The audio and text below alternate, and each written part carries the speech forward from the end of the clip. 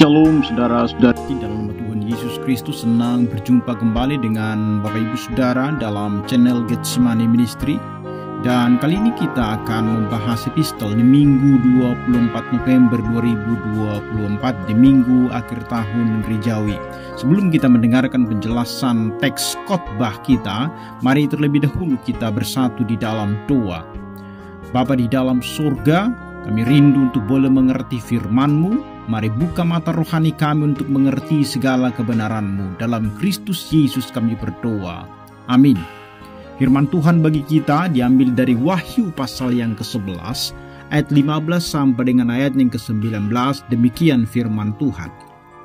Lalu malaikat yang ketujuh meniup sangkakalanya, dan terdengarlah suara-suara nyaring di dalam surga, katanya, pemerintahan atas dunia dipegang oleh Tuhan kita dan Dia yang diurapinya, dan Ia akan memerintah sebagai Raja sampai selama-lamanya.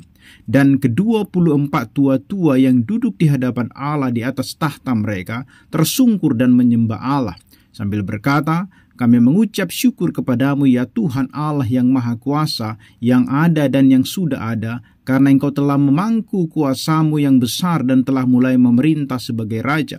Dan semua bangsa telah marah, tetapi amarah-Mu telah datang dan saat bagi orang-orang mati untuk dihakimi dan untuk memberi upah kepada hamba-hamba-Mu, nabi-nabi dan orang-orang kudus, dan kepada mereka yang takut akan nama-Mu, kepada orang-orang kecil dan orang-orang besar, dan untuk membinasakan barang siapa yang membinasakan bumi.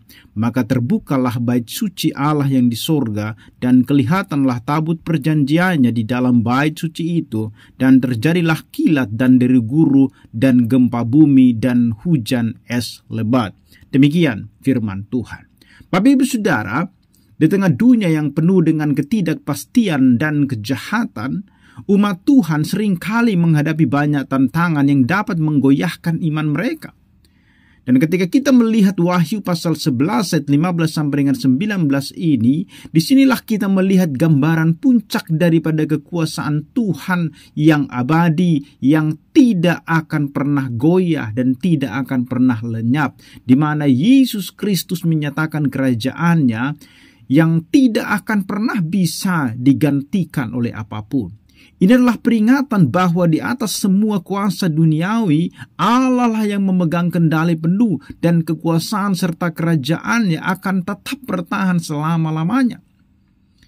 Apa yang bisa kita pelajari dari teks Wahyu pasal 11, 15 sampai dengan 19 ini? Yang pertama, bahwa kerajaan dunia menjadi milik Kristus selamanya. Ayat yang ke-15 dikatakan di sana, lalu malaikat ketujuh meniup sangkakala, dan terdengarlah suara-suara nyaring di dalam surga, katanya, pemerintahan atas dunia dipegang oleh Tuhan kita dan Dia yang diurapinya, dan Ia akan memerintah sebagai Raja sampai selama-lamanya.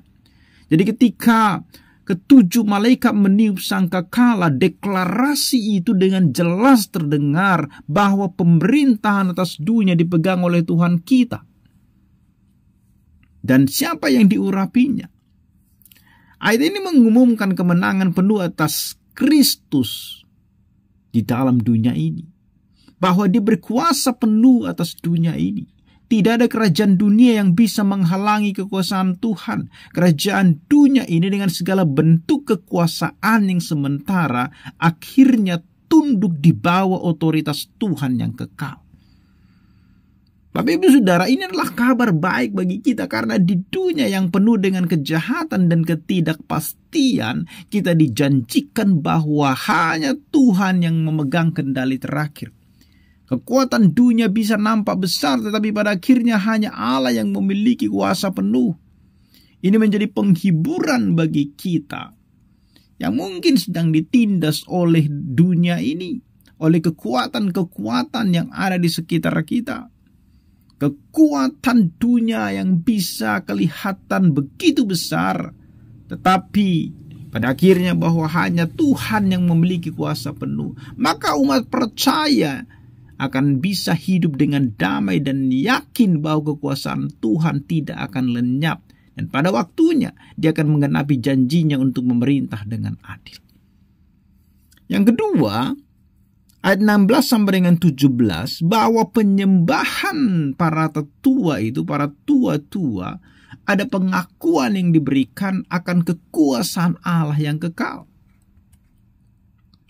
Jadi para tua-tua di sorga menunjukkan respon penyembahan dengan sujud, mengatakan, kami mengucap syukur kepadamu ya Tuhan Allah yang Maha Kuasa, yang ada dan yang sudah ada, karena Engkau telah mengambil kekuasaanmu yang besar dan telah memulai memerintah sebagai Raja. Penyembahan ini adalah ungkapan syukur bahwa Allah memegang kendali penuh atas dunia. Sujud mereka adalah bentuk pengakuan atas kekuasaan Tuhan yang besar dan kekal yang tidak akan pernah lenyap ataupun berkurang.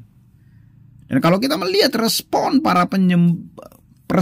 para tua-tua ini di dalam menyembah, ini mengingatkan kita bahwa penyembahan sejati adalah pengakuan bahwa Tuhan yang memegang kekuasaan yang sempurna atas hidup kita. Di tengah perubahan dunia, maka kita sebagai umat Allah diajak untuk tetap memberikan penyembahan dan tetap mempercayai Dia, bahwa Dia yang memegang kendali atas segala sesuatu di alam semesta ini. Maka kita dipanggil untuk tetap berpegang pada iman kita, menyembah Dia dengan hati yang tulus, karena kita percaya bahwa hanya Tuhan yang memegang kuasa atas segala sesuatu. Yang ketiga, ayat yang ke-18, bahwa penghakiman Tuhan atas bangsa-bangsa menunjukkan kekuasaannya membawa keadilan.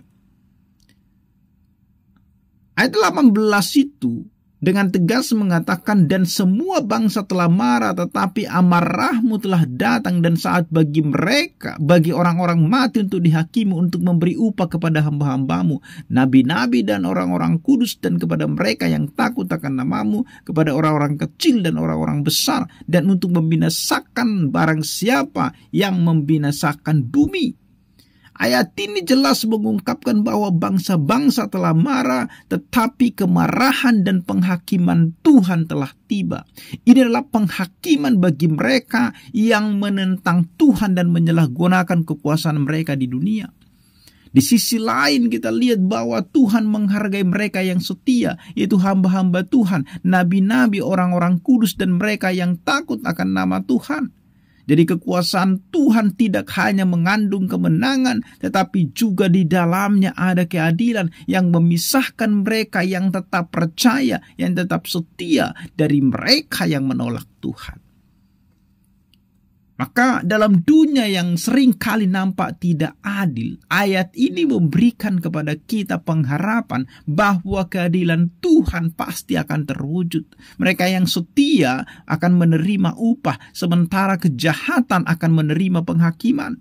Kita dipanggil untuk hidup dengan hormat dan takut akan Tuhan, mengingat bahwa pada akhirnya hanya kekuasaan Tuhanlah yang akan tetap menang. Keadilan Tuhan adalah penghiburan bagi umatnya yang terus berharap di tengah-tengah kejahatan dunia ini. Maka tidak usah cemburu melihat mereka-mereka yang berkuasa di dalam kejahatan mereka. Pada akhirnya juga kekuasaan Tuhan akan membawa keadilan. Yang keempat, yang terakhir, ayat yang ke-19 itu, tabut perjanjian yang nampak menunjukkan simbol kesetiaan Allah kepada umatnya. Di ayat terakhir ini kita melihat terbukalah bait suci Allah yang di sorga, dan kelihatanlah tabut perjanjiannya di dalam bait suci itu, dan terjadilah kilat dan deru guru dan gempa bumi dan hujan es lebat. Ini menunjukkan bahwa ketika bait suci terbuka dan tabut perjanjian terlihat, itu menunjukkan lambang janji Allah yang kekal bagi umatnya dan kesetiaannya untuk menjaga serta melindungi mereka. Kemudian muncul kilat, guntur, gempa, dan hujan es, tanda-tanda yang menunjukkan kekudusan dan kekuasaan Allah yang agung dan tidak dapat dihancurkan. Jadi bait suci yang terbuka dan tabut perjanjian terlihat adalah simbol bahwa Tuhan tidak melupakan janjinya kepada kita. Di tengah ketidakpastian dari dunia ini, umat Tuhan dapat menemukan penghiburan dalam janji-janji Tuhan. Allah mengingat umatnya dan tetap setia kepada perjanjiannya. Maka kita juga diundang untuk hidup dalam kepercayaan penuh kepada Tuhan, yakin bahwa janjinya tetap berlaku bagi kita. Kita dapat datang mendekat kepada Tuhan dengan iman yang kokoh, karena Dia adalah Raja yang setia. Oleh karena itu, apa yang bisa kita simpulkan dari teks ini? Ingatlah bahwa para pembaca kitab Wahyu mula-mula adalah mereka yang mengalami penderitaan karena iman mereka. Itu orang-orang Kristen awal. Pemahaman bahwa Yesus Kristus adalah penguasa mutlak di alam semesta ini tentu memberikan pengharapan serta menjadi penghiburan dan kekuatan bagi mereka yang mengalami penderitaan karena iman mereka kepada Kristus. Dari teks ini kita diingatkan bahwa meskipun dunia ini penuh dengan kekuatan yang berusaha menentang Tuhan, kekuasaan dan kerajaan Allah tidak akan pernah lenyap. Yesus Kristus telah, sedang dan akan terus memerintah sampai selama-lamanya. Maka kita dipanggil untuk hidup dengan pengharapan, penyembahan, dan ketekunan. Karena kita percaya bahwa Tuhan akan menggenapi janjinya untuk mendirikan kerajaannya dengan kekuasaan dan keadilan yang sempurna.